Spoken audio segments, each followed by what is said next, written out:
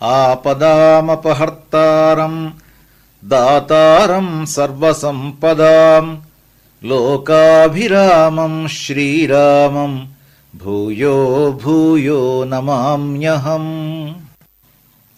48వ సర్గ. హనుమంతుడి చేతిలో అక్షుడు కూడా మరణించాడని రావణుడు విన్నాడు. మనస్సు వికలమైంది. చెదిరిన మనస్సును కుదుటపరుచుకొని మరొక కుమారుడు ఇంద్రజిత్తుని యుద్ధానికి వెళ్లమని ఆదేశించాడు.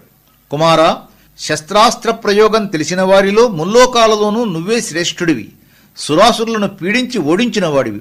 బ్రహ్మదేవుణ్ణి ఆరాధించి నువ్వు సంపాదించిన అస్త్రాల ప్రభావం దేవతలు కూడా రుచి చూశారు.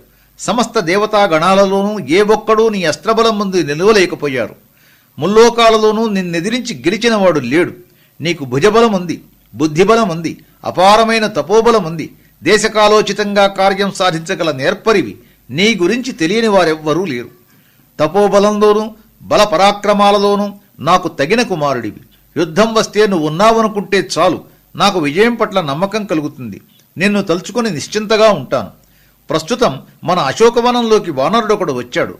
వాడు ఆ వనాన్ని నాశనం చేసి మన్ని ధిక్కరించి అక్కడే ఉన్నాడు. ఆ ఒక్కడి చేతిలో కింకరులు, జంబుమాలి, వీరులైన మంత్రికుమారులు, తిరుగులేని యోధులు, మన పంచసేనాగ్రనాయకులు, చతురంగ బలాలు ప్రాణాలు పోగొట్టుకున్నారు. నీకు ప్రేమాస్పదుడైన సోదరుడు అక్షకుమారుడిని వాడే పొట్టన పెట్టుకున్నాడు.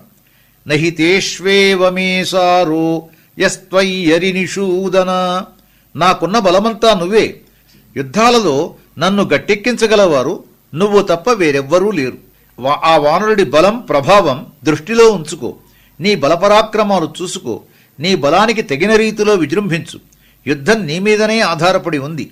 ఆ వానరుడి గురించి తెలిసినది మరొక్కసారి మననం చేసుకో.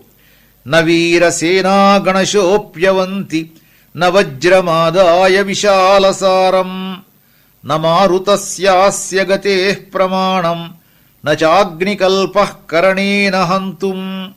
ఇతణ్ణి ఎదుర్కోవడానికి సైన్యాలు సరిపోవు. ఏ ఆయుధం లేకుండా రాక్షసులను ఊచకోత కోస్తున్నాడు. వజ్రాయుధం కూడా ఇతని ముందు నిస్సారమే అవుతుంది. వాయువు వేగం కూడా ఇతడి వేగానికి సరికాదు. ఇతడు ప్రజ్వలిస్తున్న అగ్నిహోత్రంలా ఉన్నాడు.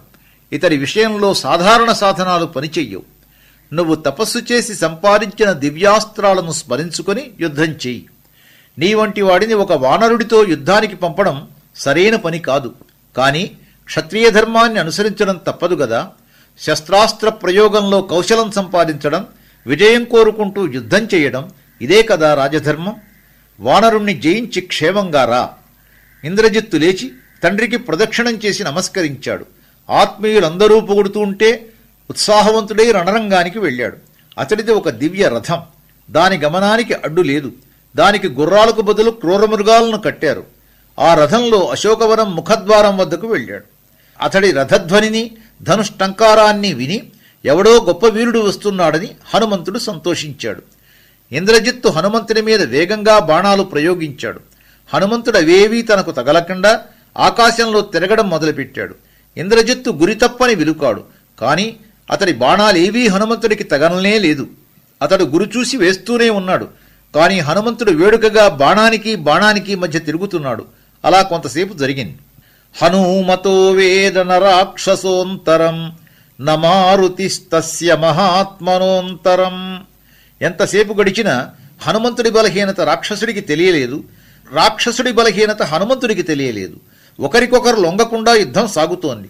వాస్తవానికి హనుమంతుడు ఇంద్రజిత్తుని ఏమీ చెయ్యలేదు.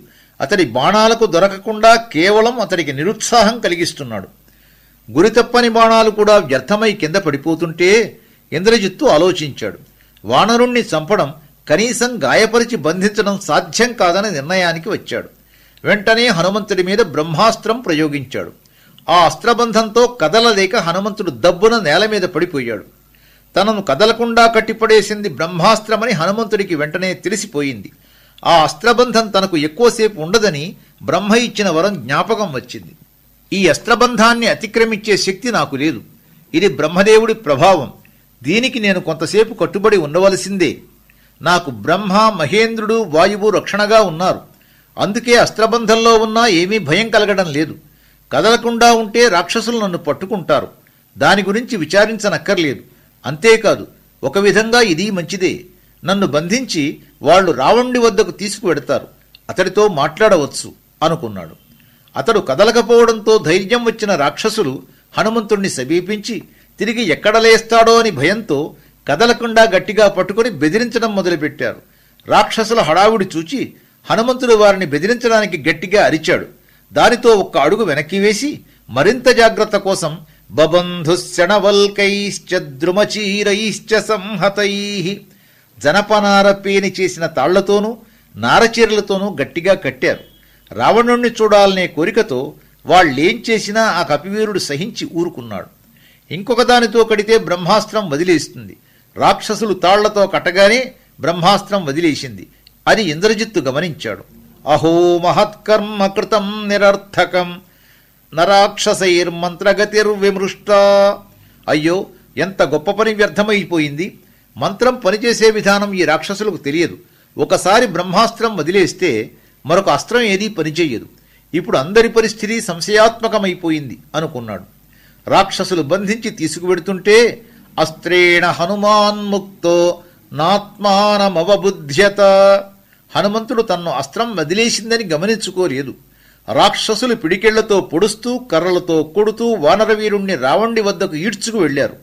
వాళ్లు పెట్టే బాధలన్నీ హనుమంతుడు ఓరిమిగా సహించాడు. రాక్షసులు హనుమంతుణ్ణి రావణుడి ముందు నిలబెట్టి అశోకవనం పాడు చేసిన వానరుడు ఇతడే అని చెప్పారు. సభలో ఉన్న రాక్షస వీరులు ఇతడెవడు, ఎవరివాడు, ఎక్కడి నుంచి వచ్చాడు, ఎందుకు వచ్చాడు, లంకలో ఇతడికేం పని, ఇతడికి సహాయం చేసేవారెవరు ఇలా అనుకున్నారు. హనుమంతుడు నిండు సభలో సింహాసనం మీద ఉన్న రావణుణ్ణి, అతడి పాదాల వద్ద ఉన్న వృద్ధ మంత్రుల్ని చూశాడు. వికృత రూపులైన రాక్షసుల మధ్య తాళ్లతో కట్టబడి ఉన్న హనుమంతుణ్ణి రావణుడు చూచాడు. స్వస్తి.